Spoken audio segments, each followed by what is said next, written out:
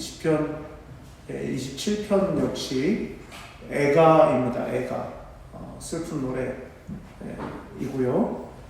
이제 이 27편의 특징은 그 슬퍼하게 할 만한 그런 상황, 낙심하고 좌절하게 만드는 그런 상황임에도 불구하고 하나님은 반드시 나를 도우실 거다라고 하는 그 확신을 바탕으로 한 그런 노래예요. 그러니까 이중적인 거죠. 현실은 애가를 부를 만큼 슬퍼요. 그러니까 말하자면 이런 거죠. 곡조는 뭔가 좀 이렇게 우울한 그런 좀 서글픈 곡조인데 가사는 아닌 거죠. 말하자면.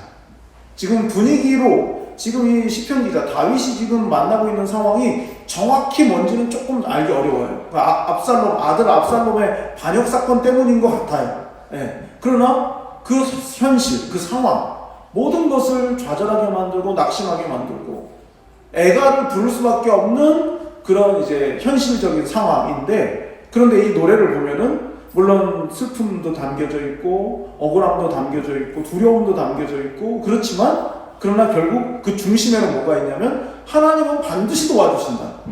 네. 하나님은 반드시 도와주십니다.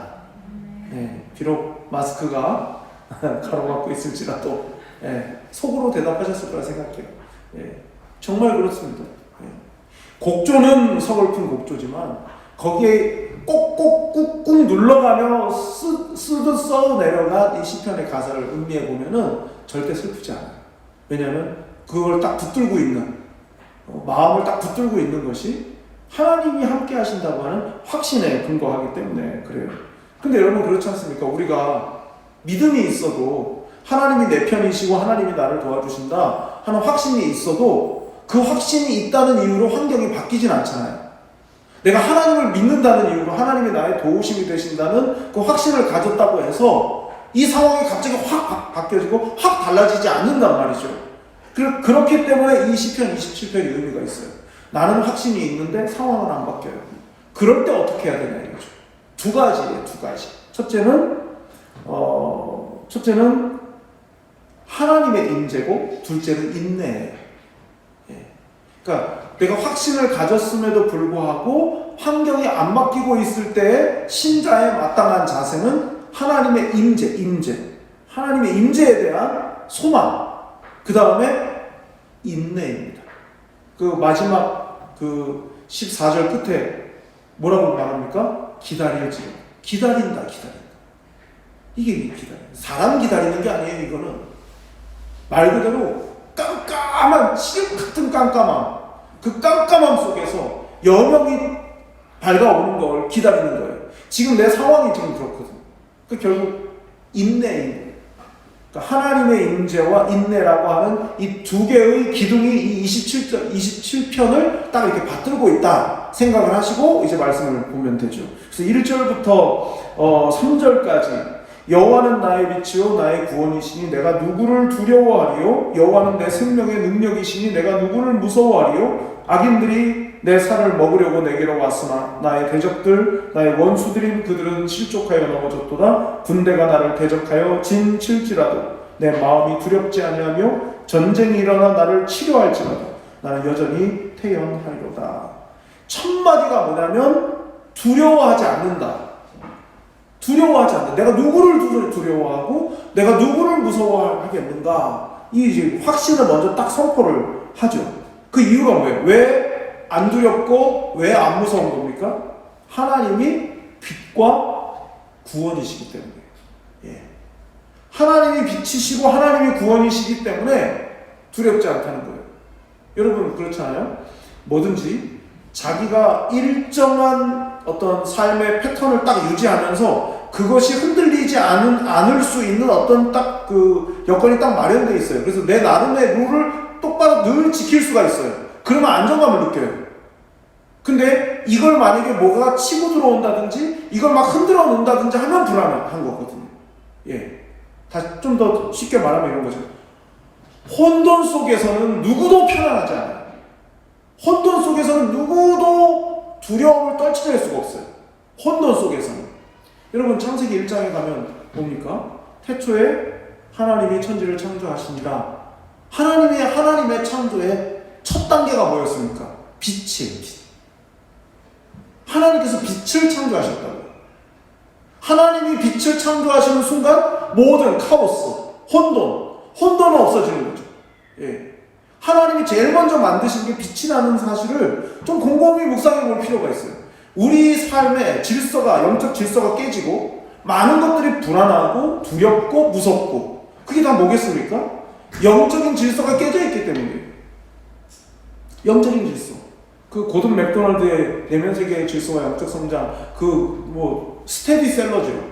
그 내용을 딱 들여다보면은 처음 시작이 뭐냐면 잠수함 얘기부터 나오거든요.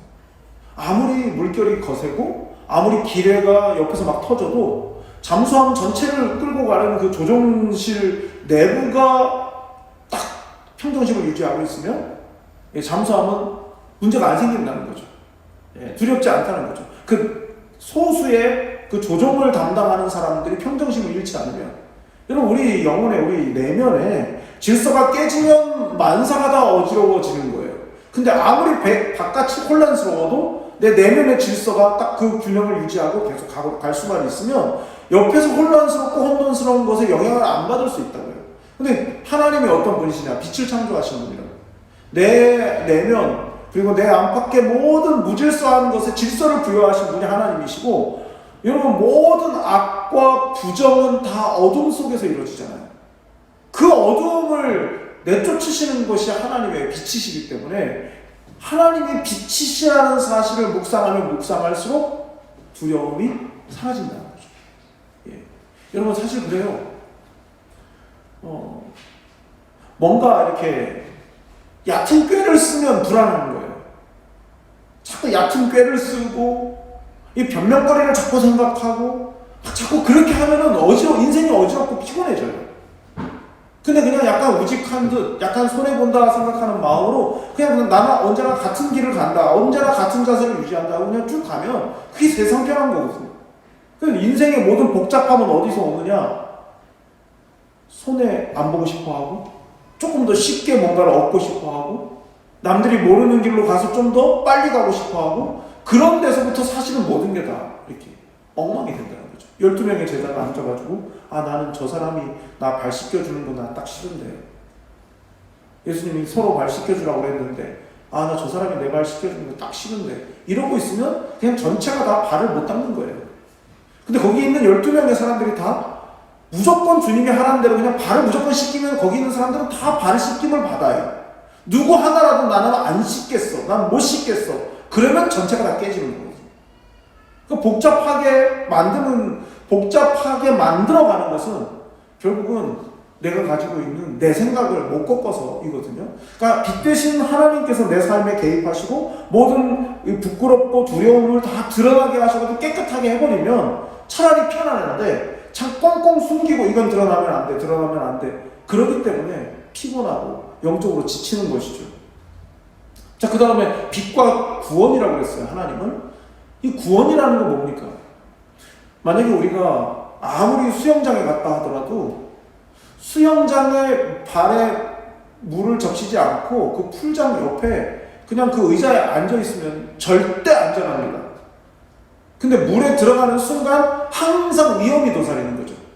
하나님을 구원이라, 하나님은 빛과 구원이시다, 하나님이 구원이시기 때문에 나는 두려움이 없다라는 말은 수영장 언저리에 그냥 있다는 뜻이 아니라, 나는 언제든 내가 헤엄치고 있지만 아빠 하면 아빠가 그냥 가장 먼저 내 목소리 듣고 그냥 바로 나를 딱 던져줄 걸 믿기 때문에 약간 간당간당해도 도전해보고 모험을 하나 즐긴다, 이 말이죠. 어릴 적 그런 경험 다 있으시잖아요. 수영 가르쳐 주신다고 그럴 때 반신반의하죠. 아빠가 나를 물 먹이는 거 아니야? 그러면서 따라가죠. 걱정하지 말라고 그래요. 계속. 괜찮아. 그 말을 너무 많이 들었어요. 제가 워낙 겁이 많아가지고. 그 말을 너무 많이 들었어요. 괜찮아. 근데 괜찮다고 해도 자꾸만 엄지발가락 끝 자꾸 밑에 대보는 거예요. 닿나 안 닿나. 안 닿아도 아빠가 내 팔뚝을 딱 잡고 있기 때문에 괜찮은데도 자꾸만 아빠 모르게 자꾸 밑에를 밟아봐요. 그게 믿음이 없는 거거든요. 그러니까 빛과 구원이시다, 그래서 두렵지가 않다는 말은 내가 헛디뎌서 슬쩍 깊은 곳에 내가 푹 빠지더라도 아이쿠 하기만 해도 딱 나를 붙드실 것을 믿는 그 믿음인 거예요. 그 구원의 하나님을 바라보기 때문에 나는 두려워할 것도 없고 무서워할 일도 없다라고 지금 말하고 있는 것이죠. 자, 그러면 그 두려움에 빠지게 만드는 그 상황이 뭐냐 하는 거죠. 무엇에 두려우냐는 거죠. 자, 2절. 악인들이 내 살을 먹으려고 내게 왔으나. 내 살을 먹으려고. 좀 끔찍한 표현이죠. 근데 이 내 살을 먹는다는 말은 글쎄요, 조금 이 히브리 사람들의 그 문화나 사고방식이 좀 잘 이해가 안 되는 부분인데요. 내 살을 먹는다는 말은 무엇에 대한 이제 관용구냐면 모략한다 이런 뜻이에요. 모략한다. 근데 유추해서 생각해 볼 수 있죠. 우리가 보통 한국 이렇게 살이 말랐어 이런 표현을 하죠. 살이 빠졌어 그러면 다이어트 성공했다 이런 뜻이지만 이렇게 살이 말랐어 이러면 이건 다이어트 잘했다 이런 뜻이 아니라 어디 아픈 거 아니야 이걸 약간 담고 있잖아요. 지금 그런 거거든요. 살을 먹는다는 말은 너무나 있지도 않은 중상모략과 근거 없는 폄훼의 그런 말들 때문에 계속 사람이 파리해져 가는 거예요. 그게 살을 먹는다는 거죠. 예. 모략한다 이런 뜻이에요. 중상모략한다. 그러니까 이제 짐작해보면 아마도 다윗이 왕이고 왕인 상태에서 끊임없이 왕의 반대편에 서가지고 왕을 어떻게든 흠집내려고 하는 세력들이 끊임없이 계속 공격을 해왔으니까 악인들이 내 살을 먹으려고 내게 왔다. 대적들 원수들이 나를 넘어지게 만들려고 한다. 이제 이런 상황들이죠. 그러니까 생각해보면 이 다윗이 시편 기자가 어떤 공격인지는 잘 모르겠지만 2절과 3절을 보면 군대 얘기가 나오고 진치는 얘기가 나오고 전쟁 얘기가 나온단 말이죠. 그러니까 이제 두 가지 큰 공격이죠. 하나는 어떤 힘을 앞세운 전쟁의 어떤 도전, 그리고 또 하나는 심리전. 심리전이죠. 내 살을 먹는다는 건 모략한다는 거니까 심리전과 실제적인 전투가 계속 그 도사리고 있는 상황이 이 다윗을 궁지에 계속 몰아넣고 있는 거죠. 살을 먹는다는 그런 표현을 쓸 정도로 말이죠. 그런 상황에서 다윗이 붙들었던 것은 하나님이 빛과 구원이시다 하는 사실에 거기에 집중했다는 거예요. 사실 그렇지 않습니까? 고난 가운데서 정말 고난을 당할 때, 이 다윗이 겪은 이런 종류의 고난을 당할 때에도 나는 두려워하지 않는가, 무서워하지 않는가. 여러분은 어떠십니까? 두렵지 않으십니까? 만약에 다윗 같은 상황이라면 살을 먹는 듯한 그런 고통을 나한테 주는 그런 어떤 심리적인 압박을 주고, 그리고 또 실제로 이렇게 물리적인 어떤 힘의 위협을 가하고 막 이렇게 하고 있을 때 정말 안 두려운가? 정말 혼란스럽지 않은가? 두려워할 만한 상황에서 하나님이 빛과 구원이시다라는 사실에 집중하고 그것을 바라볼 수 있는 게 그게 믿음 아니겠습니까? 하나님을 대적하기 때문에 믿는 자를 그들이, 그 원수들이, 하나님의 원수들이 믿는 자들을 공격한다는 사실이에요.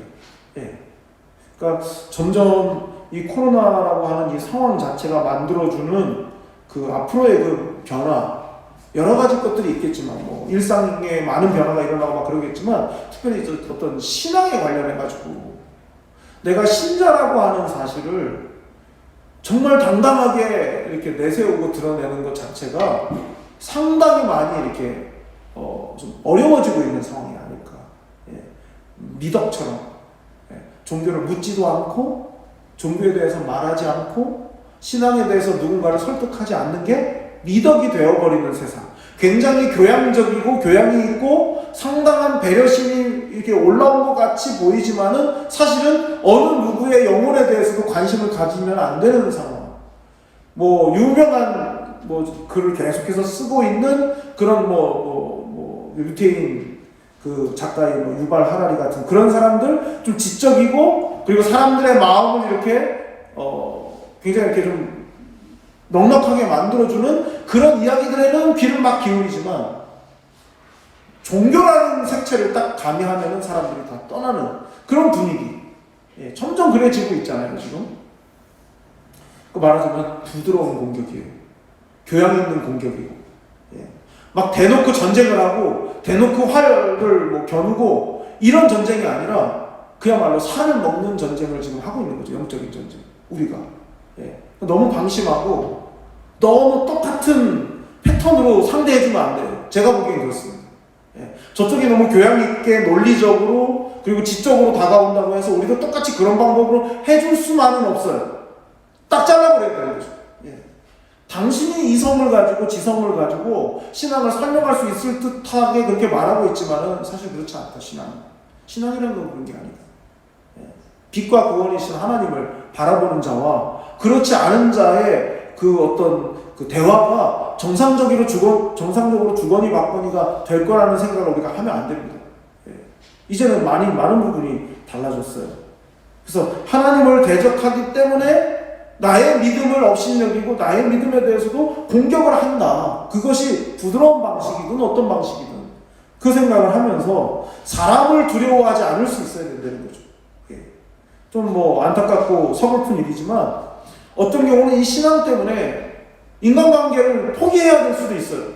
근데 우리가 그게 두렵다 보니까 그걸 포기 못 하거든요. 타협해서 가는 거예요, 계속. 여러분, 점점 자식, 그 다음에 손주 가면 갈수록 이 신앙적으로 더 나아질 것 같지가 않아요. 솔직히. 저도 목회도 하지만 자식도 있잖아요. 예. 제가 믿음이 좋고 그런 의미가 아니라 과연 나만큼이라도 하나님을 믿을까? 이런 질문이 생겨요. 나도 너무 얄팍한 믿음이고 너무 하나님 앞에 부끄러운 믿음인데 그럼 이 정도라도 좀 하려나? 왜 자신이 안 생겨? 예. 사실은 이건 다 무조건 부모 책임이거든요. 부모의 신앙, 그 영향이거든요.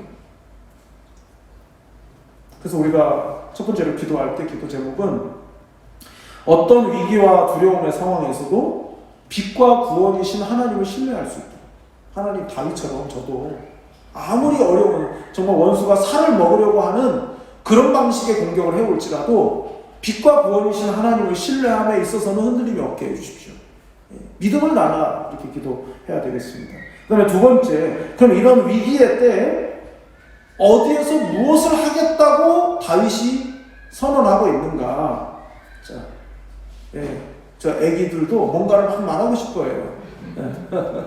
자, 4절부터 6절입니다. 내가 여호와께 바라는 한 가지 일, 그것을 구하리니 곧 내가 내 평생에 여호와의 집에 살면서 여호와의 아름다움을 바라보며 그의 성전에서 사모하는 그것이라. 지금 4절, 5절, 6절 계속 이게 쭉 나오는데요. 이게 주목해서 보게 되는 것이 이 대적이 나를 향해서 계속 공격을 해오는 위기와 고통의 순간에 이 시편 기자가 다윗이 강력하게 붙들고 있는 건 뭐냐? 아까 서두에 말씀드린 것처럼 하나님의 임재. 하나님의 임재. 4절부터 6절까지 반복되는 게 뭡니까? 여호와의 집, 그의 성전, 그의 초막, 그의 장막. 계속 끊임없이 공격을 해오고 있어요. 모든 것이 지금 불안한 상태이고 만만치가 않아요. 공격이 아주 진을 쳤다는 건 임박했다는 뜻이잖아요. 공격을 이제 막 하려고 막 준비를 거의 끝냈다는 게 이제 진을 쳤다는 의미인데 우리가 여러분 그러지 않습니까? 너무 뭔가가 해결이 안 되고 그 고통의 시간이 막 길고 어려움이 계속 겹겹이 계속 이렇게 몰려오고 막 이럴 때 드는 생각이 예배하면 뭐하고 기도하면 뭐하나 기도하면 뭐하나 지금 내가 이 시간에 가서 엎드려 있는다고 뭐가 달라지나 내가 잘잠 안 자면서 잠 줄이면서 새벽같이 내가 엎드려가지고 기도한다고 뭐가 달라지나 여러분 그런 생각이 든다니까요. 차라리 지금 기도할 시간에 차라리 누구한테 가서 사정 얘기하고 좀 일 좀 봐달라고 차라리 얘기하는 게 차라리 더 훨씬 구체적이지 않을까? 구체적인 해결책이 거기 있지 않을까? 그런 생각을 할 만하단 말이죠. 할 만하단 말이죠. 자, 그런데 지금 이 다윗의 이 고백을 보면 계속 찾잖아요. 하나님의 집을 찾고 성전을 찾고 여호와의 초막을 찾고 그의 장막을 찾고 그게 뭡니까?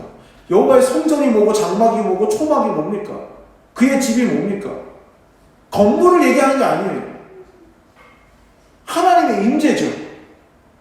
하나님의 약속이 있는 곳, 하나님이 만나주시겠다고 하신 곳, 예배의 자리, 하나님을 찾는 자리예요. 여러분 이겁니다. 뭐 설명이나 원리 그런 거 말할 수 없어요. 그냥 딱 이거예요. 딱 정답이에요. 뭐가 정답이냐? 어려울수록 엎드려야 된다. 어려울수록 하나님의 집으로 가야 된다. 하나님의 집이라면 공간을 말한다기보다는 하나님의 임재를 말하는 거예요. 하나님의 임재가 뭐예요? 지금 여기 와 계시는 하나님이에요. 지금 여기 와 계시는 하나님.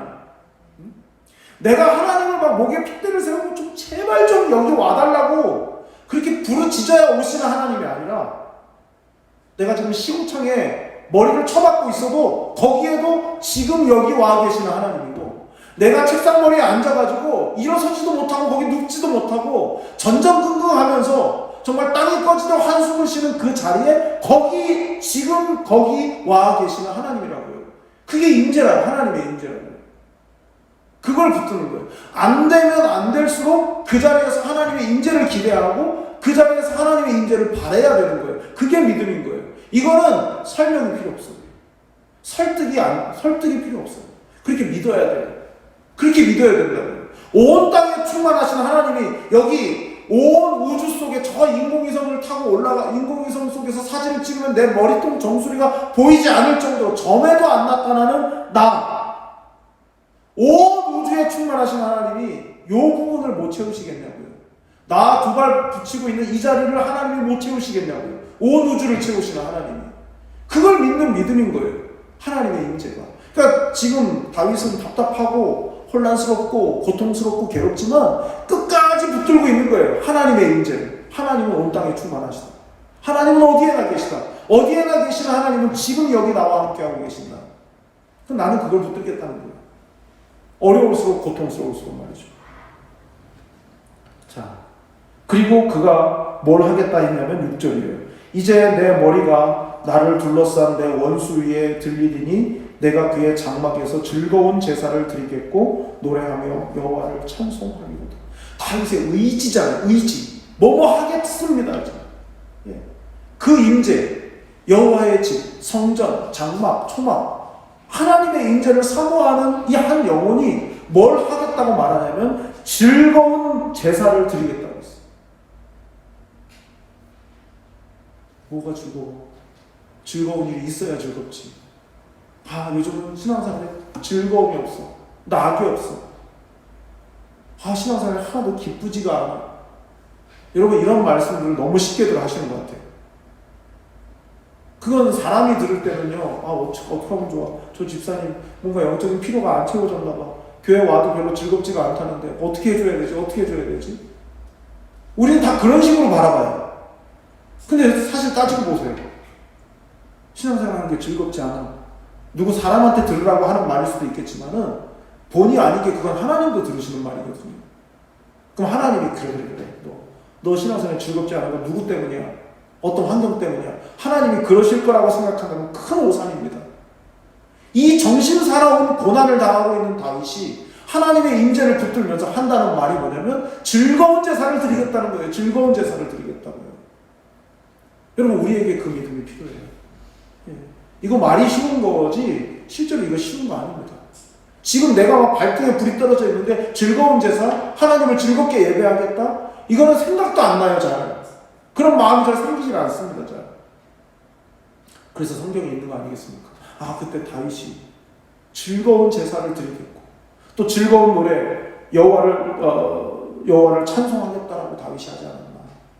그도 엄청난 고난의 그 파도 속에 갇혀 있으면서도 그렇게 고백하지 않았던가를 기억해야 되겠죠. 저는 그래서요 이 말씀을 이렇게 묵상을 하면서 정말 통쾌한 장면이다 그랬어요.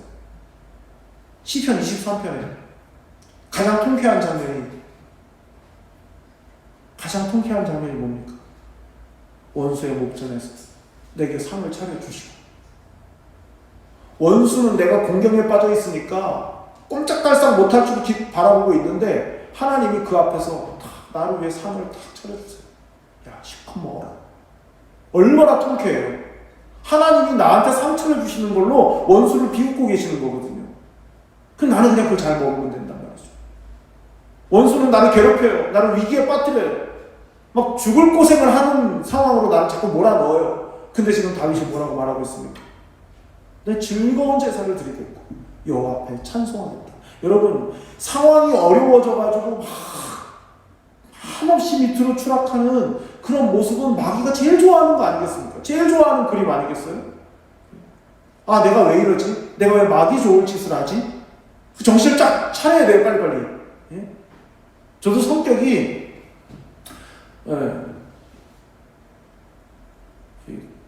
요런 A형이잖아요. 각이 아주 작은 A형. 어떤 A형은 이런 A형이 있어요. 근데 저는 요런 A형이거든요, 요런. 그러니까, 막 마음이 우울해져요. 막 화는 못 내겠고, 마음이 막 우울해져요. 근데 여러분, 그게 누가 좋아하는 거겠습니까? 마귀가 좋아하는 거예요. 그래, 너 그거밖에 안 돼, 너는. 네가 뭘 할 수 있다고 그래. 계속 그렇게 얘기 귀에다 대고 속삭이거든요. 그게 마귀가 좋아하는 짓이에요. 오히려 즐거운 찬송을 부르고 제사를 올리고 하나님 앞에 드리겠다. 이 예배 정말 답답하고 막 그럴 때 정말 멋진 찬양을 부르는 그런 영상 같은 걸 틀어놓고 보시면서 아무도 없는 데서 음이 맞거나 틀리거나 따라서 막 불러보세요. 울었다, 웃었다, 막 기뻐서 막 그랬다가 다시 하나님 앞에 너무 부끄럽기도 했다가 뭐 그런 거 아니겠습니까? 그래서 두 번째로 기도 제목은 어려울수록 힘겨울수록 하나님을 예배하고 찬송하게 하소서. 하나님, 힘들면 힘들수록 더 예배하게 하시고 더 찬송하게 하시고 더 하나님 앞에 나아가게 해주십시오. 마지막 세 번째로, 그러면 하나님을 소망한다는 게 뭔가? 고난 속에서 하나님을 소망한다는 게 뭔가? 자, 7절. 여호와여, 내가 소리내어 부르짖을 때에 들으시고 또한 나를 긍휼히 여기사 응답하소서. 너희는 내 얼굴을 찾으라 하실 때에 내가 마음으로 주께 말하되 여호와여, 내가 주의 얼굴을 찾으리이다 하였나이다. 주의 얼굴을 내게서 숨기지 마시고 주의 종을 노하여 버리지 마소서. 주는 나의 도움이 되셨나이다. 나의 구원의 하나님이시여, 나를 버리지 마시고 떠나지 마소서. 내 부모는 나를 버렸으나 여호와는 나를 영접하시리이다. 딱 그거예요. 깍꿍놀이. 애기들 깍꿍놀이 아시죠? 여러분 한번 기억을 더듬어 보세요. 깍꿍놀이 할 때 아이의 표정. 순간 엄마 얼굴이 안 보여요. 애가 당황해요, 표정이. 그러다 깍꿍하고 딱 얼굴을 보여주면 활짝 피죠. 고난이 너무 극심하면요, 이 표현이 가장 적나라한 표현 같아요. 하나님이 안 보여요. 하나님이 안 보이셔요. 그중에 시편 기자가 8절, 9절에서 무슨 말을 반복합니까? 얼굴이에요, 얼굴. 주의 얼굴. 너희는 내 얼굴을 찾으라 하실 때 내가 마음으로 주께 말하되 여호와여, 내가 주의 얼굴을 찾으리이다. 얼굴 얘기가 나와요. 얼마나 고난이 극심하면 하나님의 얼굴을 찾아야만 하겠습니까? 이 말은 안 보인다는 거예요. 하나님의 임재마저 상실할 것 같은 그런 고통이라는 거예요. 그런 고난이라는 거예요.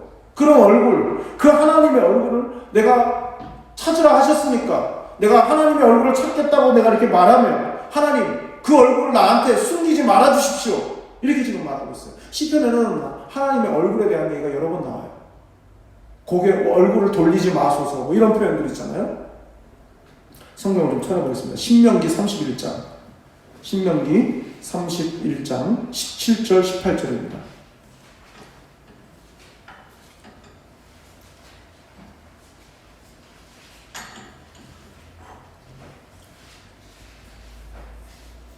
신명기 31장 17절 18절. 내가 그들에게 진노하여 그들을 버리며 내 얼굴을 숨겨 그들에게 보이지 않게 할 것인즉 그들이 삼킴을 당하여 허다한 재앙과 환난이 그들에게 임할 그때에 그들이 말하기를 이 재앙이 우리에게 내림은 우리 하나님이 우리 가운데에 계시지 않은 까닭이 아니냐 할 것이야. 또 그들이 돌이켜 다른 신들을 따르는 모든 악행으로 말미암아 내가 그때에 반드시 내 얼굴을 숨기리라. 그러니까 여러분, 고난을 당하다 보면 하나님이 나를 싫어하셔서 얼굴을 숨기신 거 아닌가 하는 생각이 들어요. 그게 깍꿍이에요, 깍꿍. 갑자기 엄마 얼굴이 갑자기 안 보이는 거예요. 어디 갔지? 눈이 휘둥그레져요. 근데 하나님께서 아까 말씀드렸잖아요. 지금 여기 나와 함께 하시는 하나님, 와 계시는 하나님. 그 하나님이 까꿍하고 얼굴을 보여주셔요. 그러면 사는 거예요. 그러면 쑥 내려가는 거예요. 근데 지금 여기 신명기 31장에서는 누구에 대한 말입니까? 악인에 대한 말이거든요. 하나님 아버지의 뜻에 순종하지 않는 악인의 하나님의 심판에 대한 얘기거든요. 그들에게 얼굴을 보여주지 않으실 거라고. 그런데 또 의인이 하나님 앞에 간구할 때 하나님은 그 얼굴 빛을 내게 비춰주신다고 했거든요. 얼굴 빛을 비춰주신다고요. 여러분, 그래서 우리가 하나님을 지금 다윗이 소망한다는 것은 하나님의 얼굴을 찾는다는 거예요. 얼굴을 찾는다는 거예요. 그러니까 얼굴이라는 게 꼴에서 왔다고 하잖아요. 우리의 빛난 할 때 그 얼이 담겨져 있는 것이 얼굴이라는 거예요. 우리 영혼, 우리 내면이 누구를 바라보고 있는가? 우리의 얼굴이 누구를 바라보고 있고 어디를 바라보고 있는가? 하나님의 얼굴을 바라보는 거예요. 눈에 보이는, 육의 눈으로 보이는 것이 아니지만은 우리의 내면이 철저히 하나님의 도우심, 하나님의 얼굴빛이 나에게 비추어야만 나는 산다. 이 마음으로 하나님을 바라보는 거예요. 이게 소망이에요. 고난을 이겨나가는 소망이란 말이죠. 시편 기자가 구한 것을 11절을 통해서 보면요. 오늘 본문 11절. 여호와여 주의 도를 내게 가르치시고 내 원수를 생각하셔서 평탄한 길로 나를 인도하소서. 내 생명을 내 대적에게 맡기지 마소서. 위증자와 악을 토하는 자가 일어나 나를 치려 함이니이다. 주의 도를 내게 가르치시고. 하나님, 세상 사람들이 제시해주는 하나님 없는 길이 아니라 하나님이 알려주시는 바른 길로 가고 싶습니다. 이게 하나님의 얼굴을 구하는 자의 마땅한 기도라는 거예요. 가끔 무서울 때가 있죠. 바른 길 가면 더 큰 고난이 기다리고 있을 것만 같은. 바른 길 가면. 저도 끊임없이 그런 생각들을 해요. 하나님이 기뻐하시는 길로만 계속 가다 보면 망하는 게 아닐까. 그런 두려운 마음도 들 때가 있어요. 내가 뭐 잘났다고 튀는 그런 행동을 할 필요가 뭐가 있나. 그런 생각이 들 때가 있다고. 살아야겠습니까? 근데 지금 시편 기자는 이 고난 중에도 하나님이 기뻐하시는 그 바른 길에 대한 소망을 말씀드리잖아요. 여호와의 주의 도를 내게 가르치소서. 여러분, 얼마나 어려운 거예요. 나보다 훨씬 착하고 청렴한 사람한테 나도 당신처럼 살고 싶어요 라고 말하는 게 얼마나 어려운 건지 아시잖아요. 근데 그런 정도가 아니라 하나님이 생각하시는 하나님의 길, 주의 도를 내게 가르쳐달라? 이건 고난당하는 사람이 할 수 있는 기도가 아니에요. 사실 좀 더 쉬운 길 없어요? 좀 더 편안하고 안전한 길 없습니까? 이러기 쉬운 상황에서 주의 도를 내게 가르쳐달라고. 그건 하나님을 신뢰하는 사람이기 때문에 할 수 있는 기도겠죠. 자, 마지막 13절. 내가 산자들의 땅에서 여호와의 선하심을 보게 될 줄 확실히 믿었도다. 너는 여호와를 기다릴지어다. 강하고 담대하며 여호와를 기다릴지어다. 기도하는 사람에게 필요한 첫째, 확신. 하나님은 반드시 도와준다는 확신. 기도하는 사람에게 필요한 두 번째, 인내. 기다림. 기도는 기다리는 거예요. 하나님의 응답을 기다리는 거죠. 그래서 마지막 세 번째 기도의 제목은 주의 얼굴을 돌리지 마시고 내게 바른 길을 가르쳐 주십시오. 이 시간 우리 함께 세 가지 기도 제목을 가지고 함께 기도하도록 하겠습니다.